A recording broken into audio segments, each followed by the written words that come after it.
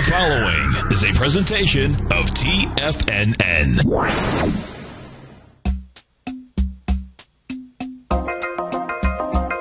Live at TFNN, the Power Trading Hour, with your host, David White. Call now, toll free at 1-877-927-6648. Internationally at 727-445-1044. Now, David White. All to another excellent edition of the Power Trading Hour with me, your humble, lovable, squeezably soft host, the koala bear of Wall Street.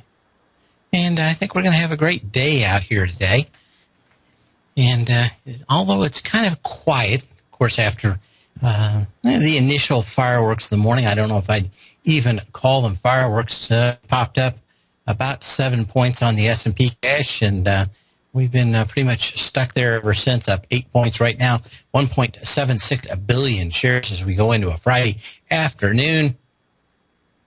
I did my mea culpa yesterday, so I'll move on today. But we've got some interesting stuff going on in the market, even if the market's not moving a great deal at the moment. And we've got a little treat, kind of the mint on your pillow at one of those hotels at night when they turn down your bed and get ready for you to go to sleep. We're going to have the same thing at the end of the show, the little mint on the pillow about D-Day. So we'll give you something to think about between now and then. Of course, not a great deal of movement in the stock market, but we're going to go through the stocks that are moving and what I think is going to happen probably in the near future. Of course, this day in 1934, the Securities Exchange Act, which created the U.S. Securities Exchange Commission, requires companies to file registration documents, stock exchanges to file quarterly financial statements with the SEC, was signed into law by Roosevelt for the first time. And we've talked a little bit about this, from it passing Congress to getting signed to actually becoming law. Probably the biggest thing in our industry, and one of the reasons why the U.S. is still pretty much the leader in the stock exchanges. We could do much, much better, but at the moment we're in a beauty contest with a lot of ugly folks, and we're probably, what, a 6.5? And they're all 5s and 4s and 0s. So right now, we're just the best looking of an average bunch, or with all of them being sub-average, let me put it that way.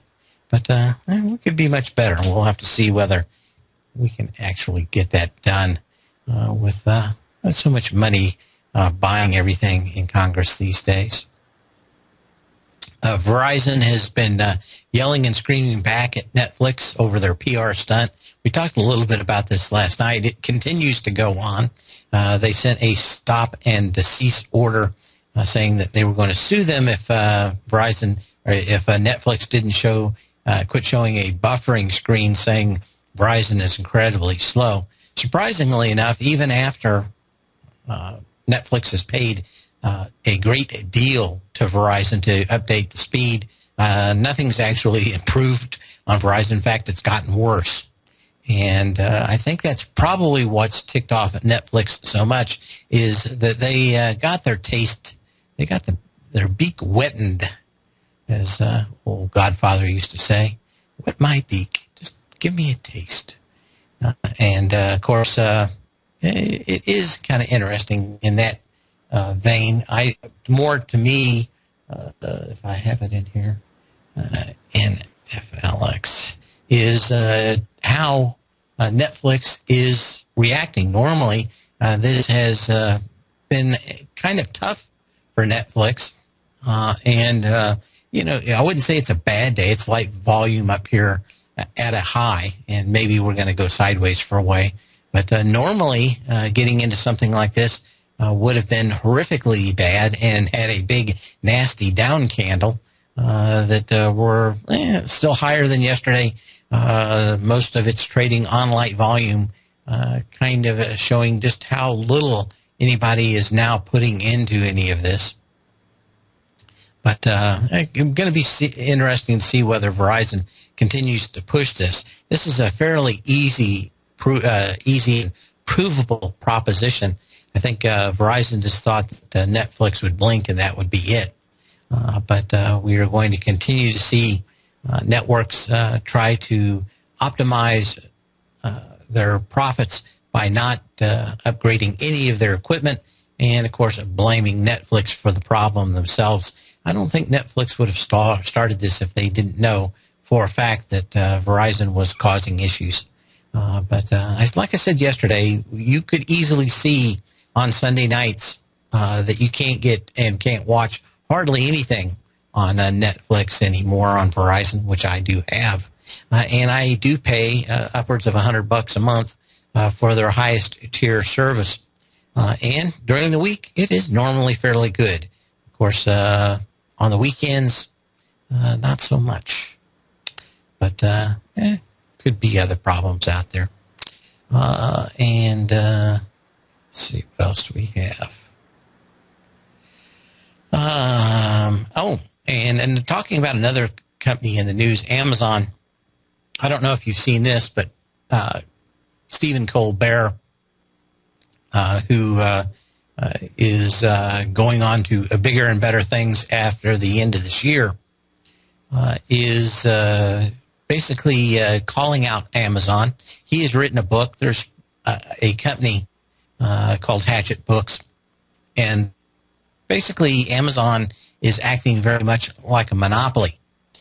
They are basically taking a book that would normally ship probably about 30 minutes after you ordered it, and make sure that it takes 3 or 4 weeks for you to get it. Colbert's book is one from Hatchet, and of course he's not very happy calling them out, saying he's not just mad at Amazon, but mad Prime. Of course, if you're a Prime customer, you understand what that's all about. But neither of these companies, I guess Verizon on one side and Amazon on the other, needs the negative press. But this contract dispute has been going on for a while. And remember, Amazon's hands are not clean. I would be very, very worried if I was Amazon that I might raise the interest of the Justice Department. I think that there are a couple of the ink isn't even dry on the deal Apple's made with them manipulating prices for ebooks. Can you imagine what would be problematic for Amazon if they had the Justice Department constantly inside their business looking at everything like Apple has to now for their ebooks? I think this could be exactly the same kind of thing.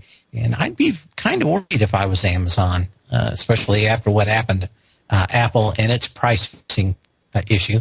If Steve Jobs was still alive and there was any justice, he would probably be going to jail now over that and over a couple other things. Wasn't a great humanitarian, we'll say that. But kind of interesting to see that. Now, when we look at Amazon's chart, again, none of these things seem to be affecting or really moving any of these stock whatsoever. Amazon actually would be a perfect short if it didn't have so much volume coming in yesterday. I would have liked to seen this thing had light volume yesterday. It would have been probably a perfect short setup, but still more volume than a couple of days ago. Hang on just a second. I got to get a drink.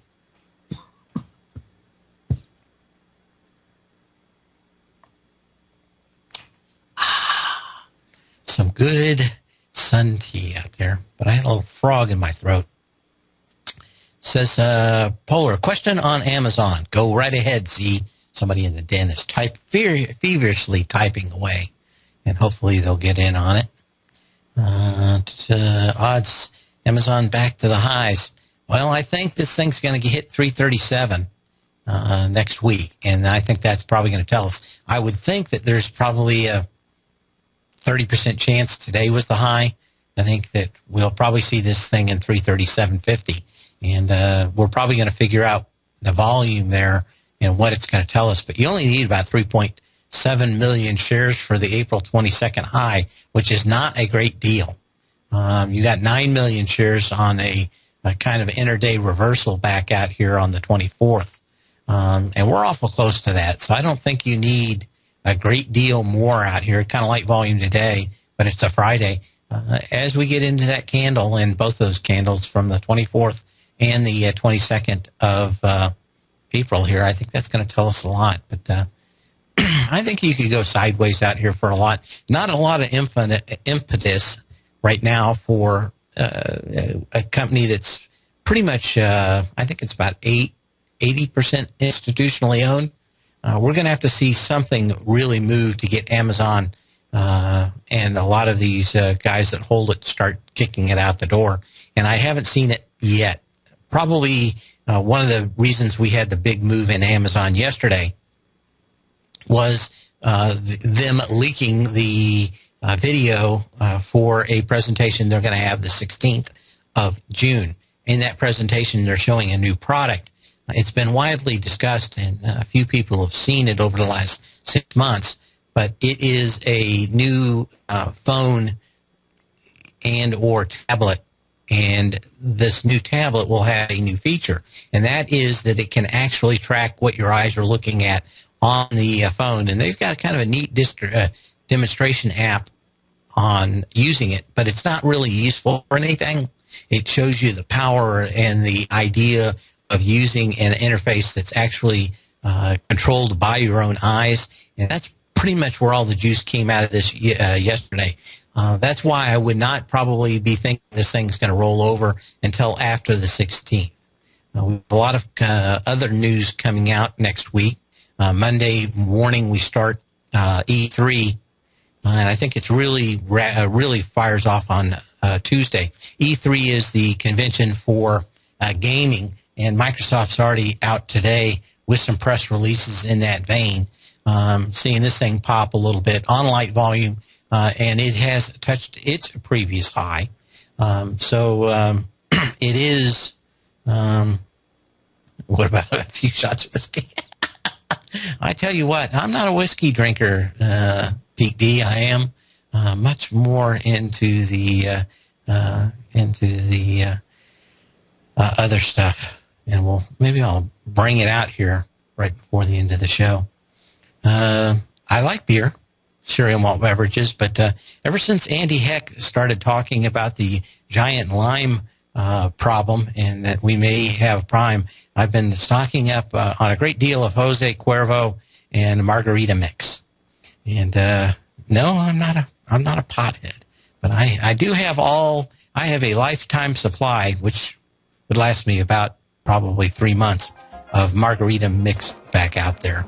But I couldn't take the chance that lime problem would spill over into my margarita drinking activities. So I had to go stock up. Well, maybe Andy will be back in here in the rest of the show. Anyway, we'll be looking at a lot of stocks. Be back in just a minute.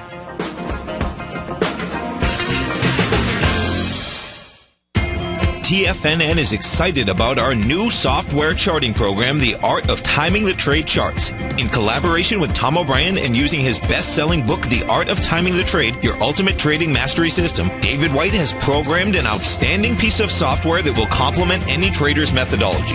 Using this first-of-its-kind program, The Art of Timing the Trade Charts allows you to scan thousands of stocks for Fibonacci formation setups, including Gartley's, ABC's, butterflies, and much more. The Art of Timing the Trade Charts is designed to help you when scouring the markets for stocks just beginning to form the trading patterns that many investors spend days, weeks, or even months searching to find. And right now, we're offering licenses available at only $79 a month. We are so confident that you're going to love this new charting software that will even give you a 30-day unconditional money-back guarantee. Don't miss out on this incredible new piece of software. Get your copy of The Art of Timing the Trade Charts today by visiting TFNN.com. Wouldn't it be great if you could get a red light, green light indicator that gives you signals on 25 different future contracts?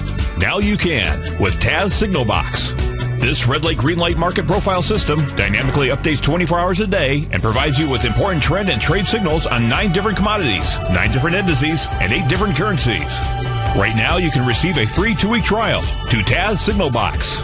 For all the details and to find out how the Signal Box works, Visit the front page of TFNN.com. Andy Hecht has just announced a live 90-minute webinar that he'll be hosting Saturday, June 7th from 9:30 till 11 a.m. Eastern Time, entitled Energy Opportunities During the Summer of 2014. With the frigid winter having depleted some key energy stockpiles, Russian political tensions high, and the storm season for the Gulf setting up to reverberate through energy markets worldwide, opportunities could present themselves over the summer months that could provide huge payoffs. When you sign up, you'll gain immediate access to a 7-page report Andy has put together as an introduction to what he'll be covering, so you can start preparing and get a feel for what Andy will be discussing live during the workshop on Saturday, June 7th. Andy will be advising his attendees of at least one trading recommendation in each area, including crude oil, natural gas, coal, and refining spreads and oil products. The best part is that this live 90-minute webinar is only $99. Don't wait. Sign up today and reserve your spot while gaining instant access to Andy's 7-page report right now. For all the details, visit the front page of TFNN.com.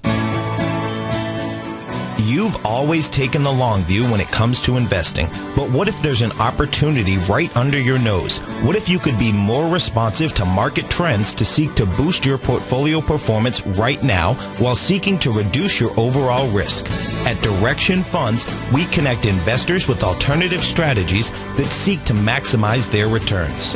Smart investors deserve smart alternatives. Find yours at directionfunds.com. An investor should consider the investment objectives, risk charges, and expenses of Direction Funds carefully before investing. The prospectus and summary prospectus contain this and other information about Direction Funds. To obtain a prospectus or summary prospectus, please contact the Direction Funds at 800-851-0511. The prospectus or summary prospectus should be read carefully before investing. Investing in index funds may be more volatile than investing in broadly diversified funds. Distributed by Rafferty Capital Markets, LLC.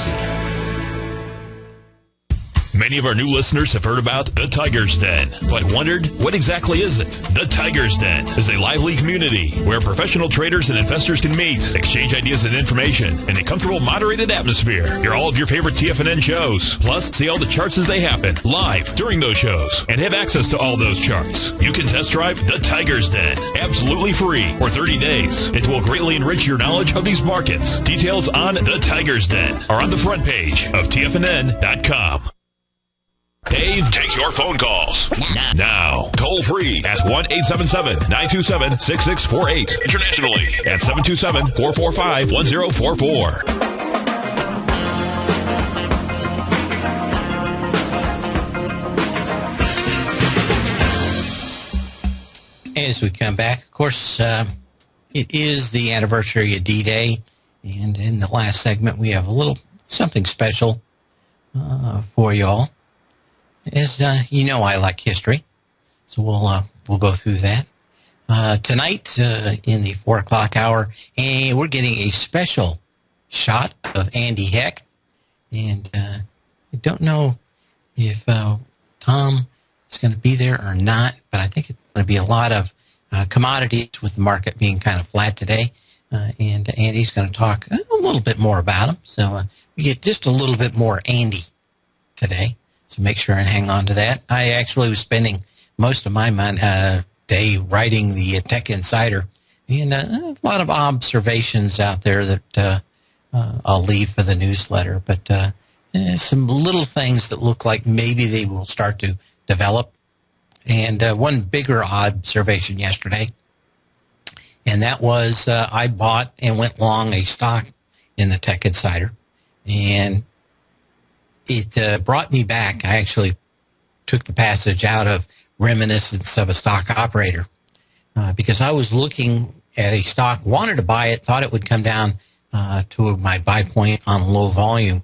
But basically, we saw, or at least I'm speculating that we saw, some collusion with the press to really hammer a stock and give the opportunity for those folks to get out on some very bad news. And of course, it popped right back up today. So I'm thinking we probably did analyze that correctly. In the book, if you've never read it, there's a great segment in it. I won't try to butcher it too badly, but Jesse Livermore has decided that he wants to go fishing, but at the same time he wants to own wheat or corn. I can't remember which one. And decides to go short it but kind of like the whole Icon Ackerman deal, it gets rather personal with another big, huge player trying to squeeze Jesse Livermore out of his grain position. So I think he was short wheat, and so he started shorting corn and making it look like there was going to be a huge bushel of corn or something like that coming out in the crops, and therefore wheat would probably be worse off also, and got everybody to dump their wheat positions. And instead of going bankrupt, he was able to get out with only mild losses instead of huge losses. We always see or can see a lot of manipulations in the stock market, and a lot of times volume is not just that. It's not just everybody trying to get out. It's a lot of times people getting forced out and or a collusion in the market. So we did pick that up, and we do have a long position now in the Tech Insider, and I think we're going to do well. We've got some conventions coming up here over the next few weeks that could drive it, but I have a feeling it's going to be a longer-term position. But at the same time, when there's blood in the streets, sometimes it is the time to buy, and we'll keep an eye on it. And that's just it. Okay. What else do we have? Oh, I wanted to go through some stocks that were moving out here. Yeah, we're up 8 points, and I don't see any movement here as we go into the break. 1.86 billion shares. Volume was enough yesterday that makes me think that we can see this up. And we've talked about it before. I don't have enough. Maybe I'll kind of touch on it. I do think that what we have is a fifth wave in the market. If you're familiar with Elliott Wave, I've talked about it before as a possibility in gold. It looks to me, after looking through a lot of charts last night, that that's what we have, I think, in the stock market. And maybe we're going to see this kind of stumbling up 3, 4, 5 points, and maybe some minor retracements for a while. This could go into early July, late or early September, and maybe all the way through the elections. I would not be surprised to see that from what I looked at last night. We basically broke some levels and should have seen some sectors really fall apart, and we have not seen that. We're going to be back in just a little bit. We've got Mike on the line from Dallas. We don't have enough time for him, just about 30 seconds. So hopefully, Mike, you can hang on, and we will be back after this break. Talk to Mike about the ECB announcements and talk about at least my working theory now that we are in the fifth wave of a Elliott wave and what that entails. We'll be back in a moment.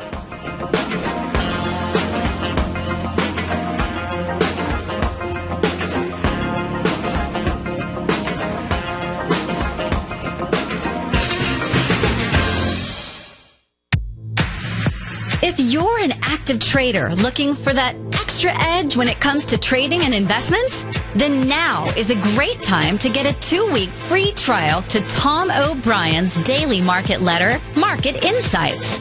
Tom O'Brien's daily newsletter, Market Insights, comes out every market day at around 9:30 a.m. and provides Tom's daily commentary on the broad market, including the Dow, NASDAQ, and S&P, plus specific trade recommendations. There's even an update published most afternoons to keep you informed about the day's market activity. He'll give you the entry price, price target, and stop price of each stock and option trade.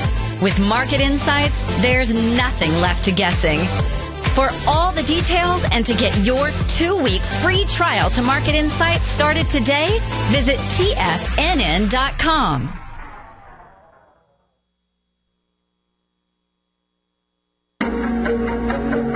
Has the current market volatility continued to stop you out of trades when the market spikes against you?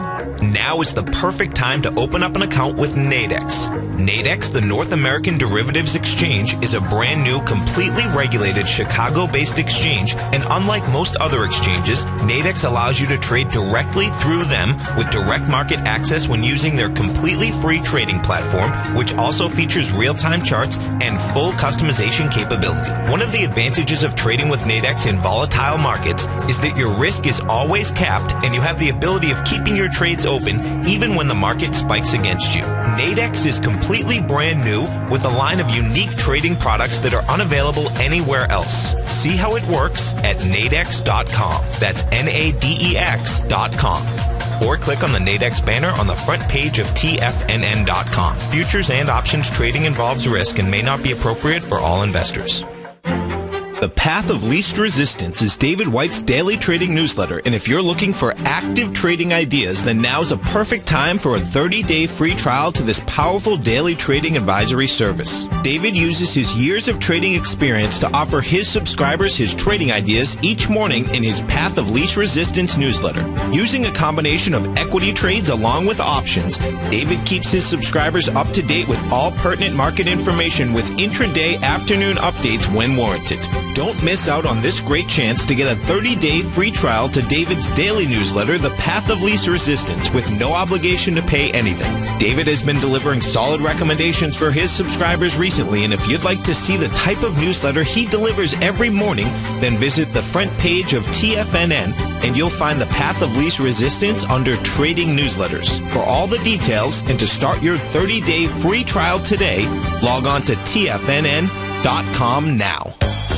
No matter where you listen to TFNN programming, we want you to know you can always access your favorite shows on demand through TFNN.com. TFNN airs live programming every market day from 9 a.m. till 6 p.m. Eastern, and you can view each program by accessing Tiger TV through our homepage.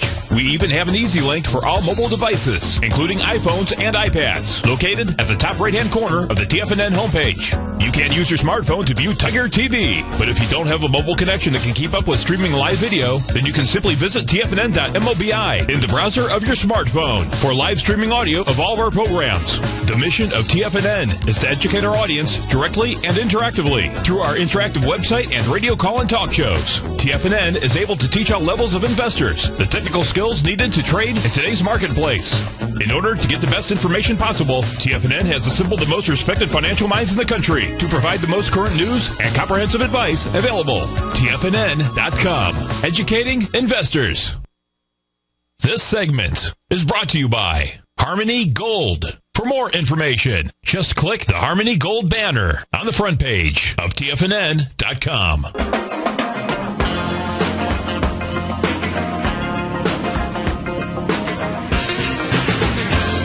And as we come back, we've got somebody, but it's rolled off the screen here, and my memory is about the second shortest thing I've got. Mike in Dallas. How you doing? Hello, David. So you want to talk about the ECB? Yes, I wanted to get your interpretation of what it means to Europe, what it means to our markets, and thirdly, have you ever seen at any time in the history of the last 100 years interest rates below zero? That's kind of a fallacy. Interest rates are not below zero. Okay. But we'll go through exactly what it does mean.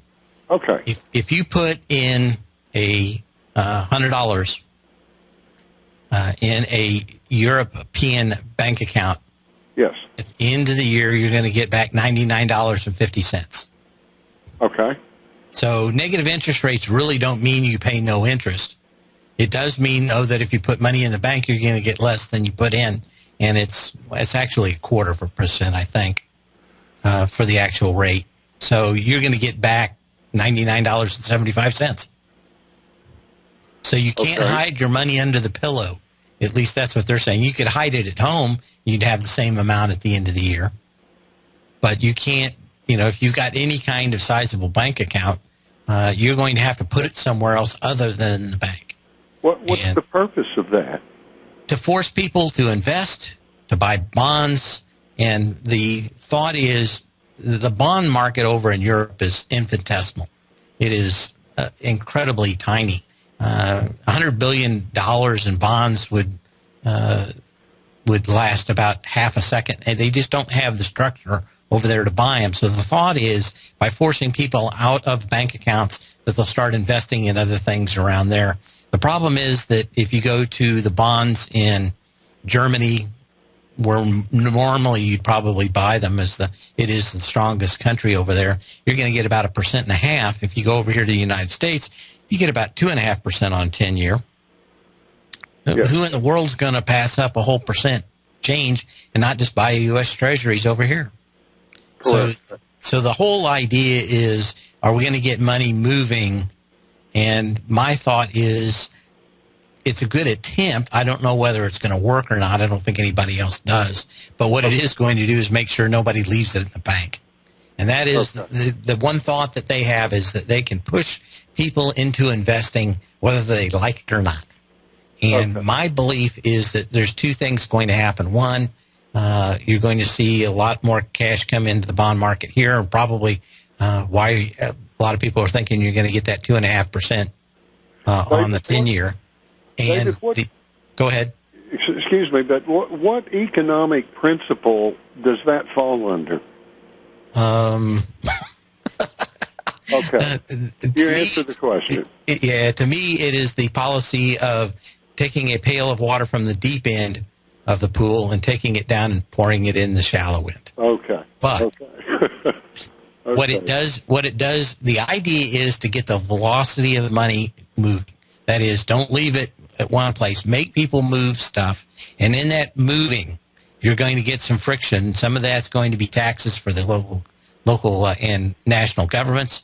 Part of that's going to be siphoned off by people that get a commission on selling those bonds. But the other thought is that maybe instead of parking the money, they're going to put it in European stocks and do the exact same thing that the U.S. Fed did here, and that is inflate a stock market, but in Europe. And so that's their hope, is that not everybody's going to dump their money in treasuries, although that seems to be the go-to thing right now.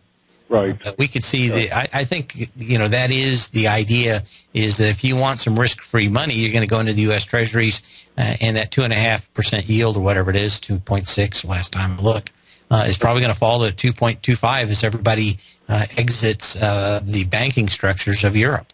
So basically the banks are not going to have anything. One of the problems is they came up with this idea that you need to have so much money in reserves for the banks in Europe. Yes. And they are all scared to death of getting the scarlet A tattooed on their forehead. Right. It's kind of another mixed metaphor there, isn't it? But anyway, the scarlet A on their forehead about not having enough cash reserves. We saw the stigma it caused at Citigroup here just a few weeks ago, or a month ago. Yes, we did.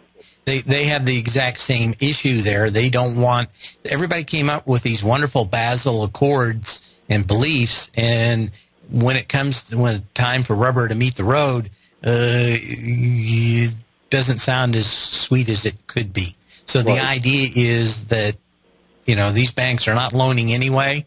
We're going to force the cash out somewhere. And hopefully in the squeeze it does something. Maybe people buy some stocks. Maybe people do some other stuff. Is that a good enough description of the general theory? It is. It's very good. You did a very good job, and I do appreciate it. I just, for the life of me being an economist, I even researched some books, and this has just never been done in the way that you're just that you described it excellently. So, but I appreciate it, and David, you have a good weekend, and I'll wait see how the market reacts. Okay, I think it's you're going to see the money go out. The question is just, where does it go? Does it go into bonds? I think at least part of it will, and some of it will go into stocks. The question is, will it go into European stocks or will it go into U.S. stocks? And I think that, again, it's not going to be one or the other. It's going to be a mixture of both. And I think that's enough for them to keep pushing this market higher, probably through the end of the year until we actually start seeing interest rates being raised here in the States. So I think this move, which nobody believed that they had the power to do, especially with Germany opening or owning all the banks, I was pretty amazed to see this actually happen yesterday. I thought we'd have some kind of lukewarm thing. If they actually do it, and they say they're going to, I can't imagine them backing over themselves on this right now. It does look like we're going to have yet another party trying to push this market, and it could, pretty much last till we actually have higher interest rates. Which, you look at the jobs numbers this morning, looks like sooner rather than later now. Right. Well, I'll just keep an eye on the DAX and the Euro stocks. That's what we want, but I have a feeling there's going to be a little bit of everything to go around. I think some of that money is going to go to bonds, some to European stocks, and some to U.S. stocks. Right. Okay, David. Thanks for the call. Well, thank you, sir. Bye-bye. Okay. And, we talked about Microsoft already. Of course, a lot of those game stocks may be active next week. We have that E3, which is the electronic game convention starting on Monday. So there's going to be a little bit of that kind of activity. We talked about Amazon having their big announcement the 16th of June. So it's kind of hard for me to see that thing really pulling back before that announcement. They're going to kind of hang people out on that. So we got a few things going on in the market. What do we have here? 7 minutes in this segment. Just wanted to go through some of the stocks that are moving here. BTU, a lot of these things moved a little earlier in the morning. And CBD, let me see on this here. CBD, am I missing something?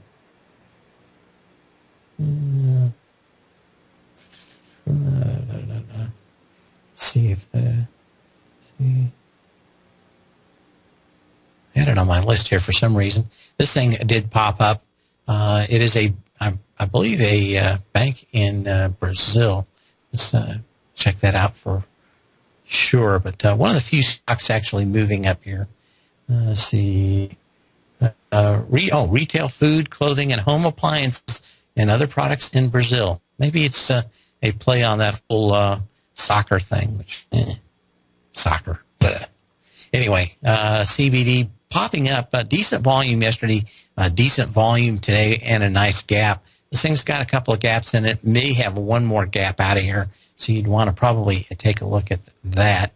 What else do we have? Cheetah Mobile, that's a new one. EPS, Wisdom Tree Earnings Fund, nice little gap up there. And this was the one I wanted to look at, Gap. The Gap stores, we're getting back into some high volume previous highs out here. You wanted to see these things. Again, I'm kind of surprised this Gap has held up as well as it has. Oh, we've got to talk about Elliott Wave too. So we'll get off the Gap here in just a second. But I did want to show this because it is getting back into these two previous highs back here on March 14th and April 3rd. And both of those 6.4 million, 4.9 million, got 2 million today. So you want to see that. Of course, almost all these retail clothing stores that are in malls have been smacked very hard, and the volume has been like the last 7 to 14 days. Okay, back to Elliott Wave theory. Elliott Wave theory basically says there's a bunch of these waves. If you ever talk to anybody, you never know which wave you're in. There's a lot of reasons why it is great 2020. In hindsight, but you can't really use it predictively to trade in the future. At least I've never met anybody that has, although a lot of people talk about it. But they all try to figure out whether they're in a fourth, fifth wave. One thing that is good is they have a good description of what happens in different waves in the marketplace. In the fifth wave, it is a very low volatility move. There's no one huge big day for the most part. It tends to have low volume, and it is the last move of a bull market. And we talked a little bit about the possibility of that being in gold, and of course it actually cracked at about, 330 or something, 345 or whatever, or 1345 when we were talking about it up there. And of course, it can always happen with this too. But we're seeing basically generational lows in volatility at the same time. We did not see that in gold. And that would be closer to the description of a fifth wave in a stock market. Those fifth waves we can probably talk about most of the time lasting in equities and in other things somewhere around 2 to 3 years. And I think to me, this would be a nice setup for about a 2-year high in these. We had a little bit of volatility a while ago. But I think we could see this culminate sometime this fall, maybe right after the elections and or right before the beginning of the year. Might be able to take it into the end of the year. But especially with what Europe is doing, they are basically adding additional leverage into the market, if you want to think about it that way. And to me, that description is the fifth wave. Not a huge move up on any one day. Light volume, sure and steady kind of wins the race. No big retracements. Just not a good chance to get back, at least on the broad indexes, on any one time. Certainly on stocks, you can play them back and forth. They'll come, rotate out of being the hot thing to be in that day, and come back in. So, that's pretty much it. The one thing to do is normally you get a retest of the high, whatever it is, and it gives you a fairly clear indication that you go up there and get rejected, and that's the end of the market. And normally you'll have a 2 or 3 year reversion to the mean off the top of those markets. And I think if you want to say that 2009 in the March segment to about probably November of 2011 was the first 4 waves that we could probably look back into. What is that? I have to go back and look at the chart, but something like 1450 or 1550, that pullback in that range was the last major move up. And you can see just how much of a straight line that move is back up into this, although it's not any one huge move. But as we see and continue to see lower and lower volatility is a good sign that you are in that fifth wave, and a fairly good description of the coming of the end. But again, you generally get a fairly good indication that the market has topped off. That is a blow-off top and a retest of those highs almost always on that fifth wave. So it gives you a pretty good indication. You get kind of scared. Everybody goes back up one more time, and you get a fairly decent indication. A lot of times you get up within like 0.5% of the high, and the market just fails the second time, and then that's it. So I'll be looking at more of those. Maybe if I get some time, I'll go back and find good examples of fifth wave moves in the market. But we've seen several of them, at least in my lifetime.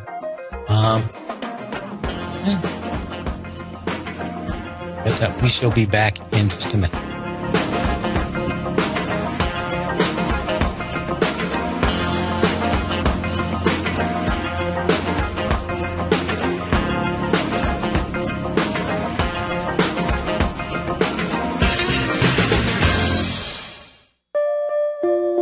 Daryl Martin coined the phrase diagnostic trading, and we're happy to announce that his diagnostic box spread analyzer has finally been released.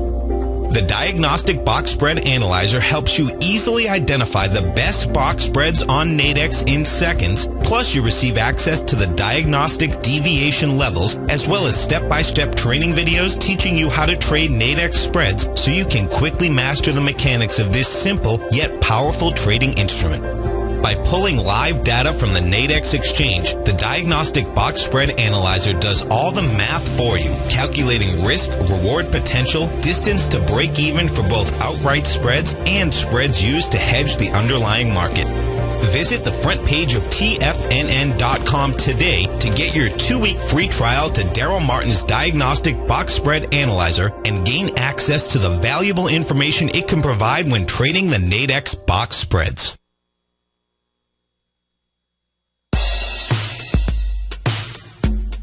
Tom O'Brien's weekly gold letter, The Gold Report, gives complete and concise coverage of the entire gold market. Inside, you'll get Tom's commentary on gold, the dollar, the rand, the bond, the XAU, the HUI, and detailed coverage of nearly 25 mining stocks. He'll give you the entry price, price target, and stop price of each stock trade. The Gold Report is a long-term newsletter where the focus is on building real wealth through the management of a successful portfolio of gold stocks. With a lifetime of knowledge and almost 12 years of writing his informative weekly newsletter, The Gold Report, Tom O'Brien can provide you with the important market information to help you make better trades in the gold market. Don't let the next bull run in gold pass you by. To get a month-long free trial to The Gold Report, an $85 value, visit the front page of TFNN.com today.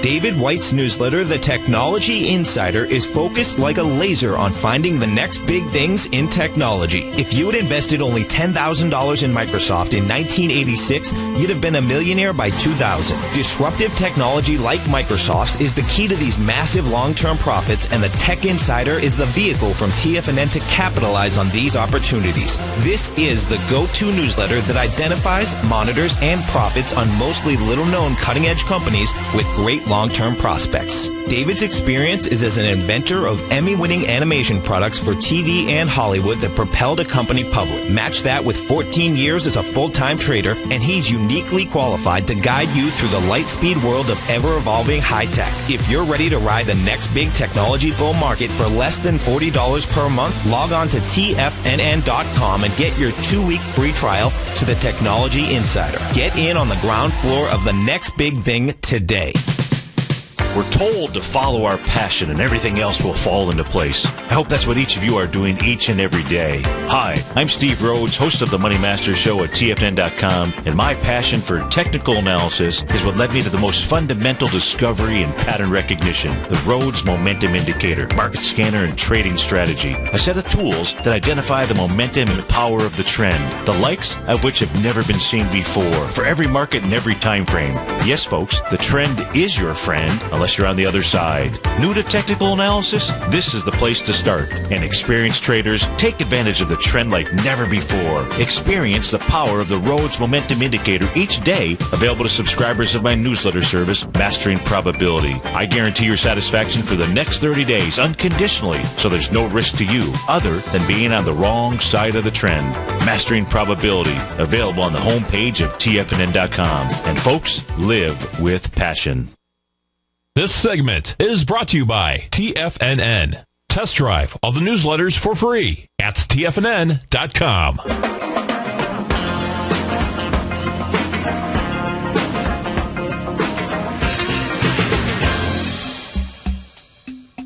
Going to have something special, and we are. This was a audio of a speech given by President Reagan. I think it was the 45th anniversary of, or the 40th anniversary of the landing at Point du Hoc. And I'll be back here just before the end of the show to wrap this up.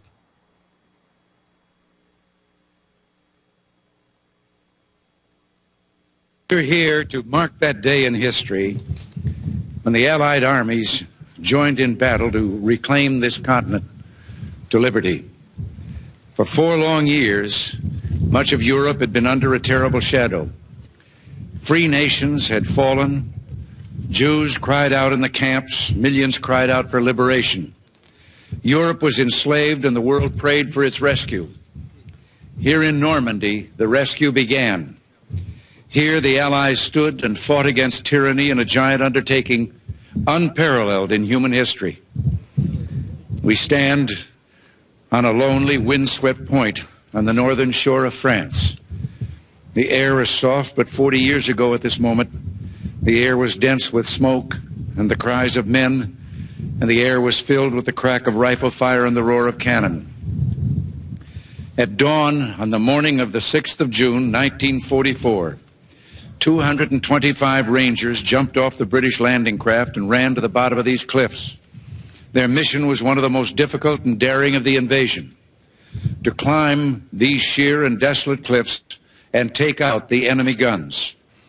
The Allies had been told that some of the mightiest of these guns were here, and they would be trained on the beaches to stop the Allied advance.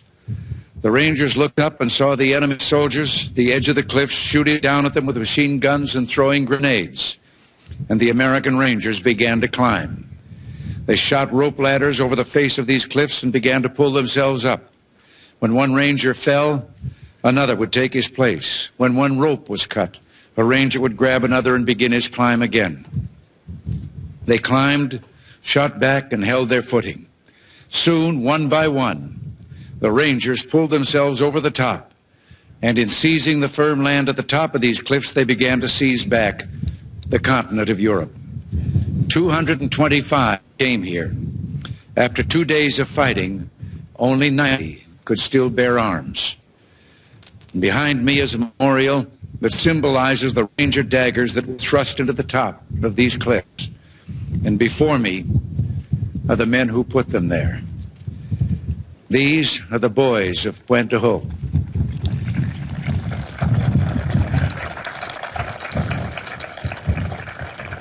These are the men who took the cliffs. These are the champions who helped free a continent. These are the heroes who helped end a war. Gentlemen, I look at you and I think of the words of Stephen Spender's poem. You were men who in your, quote, lives fought for life and left the vivid air signed with your honor. I think I know what you may be thinking right now.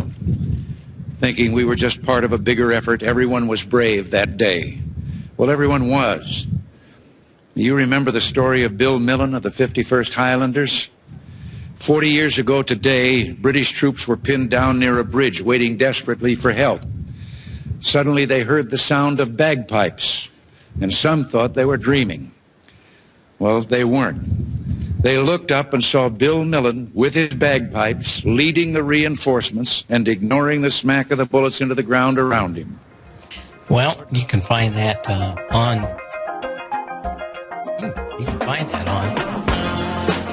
YouTube, but very powerful. Anyway, you all have a great day. Remember to sell when you can, not when you have to.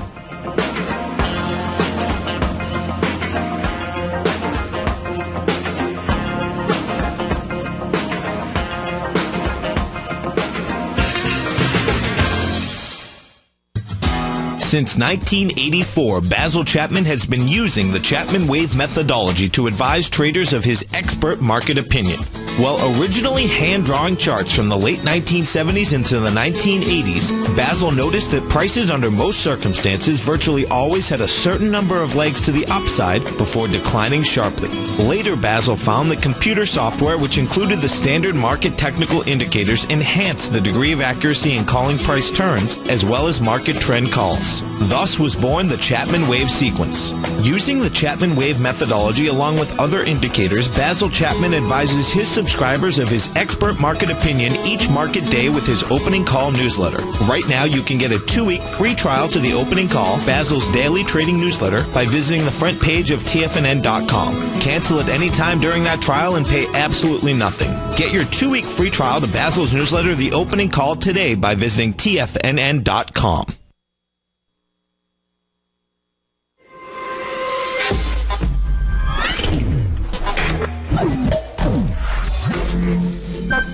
You're watching Tiger TV.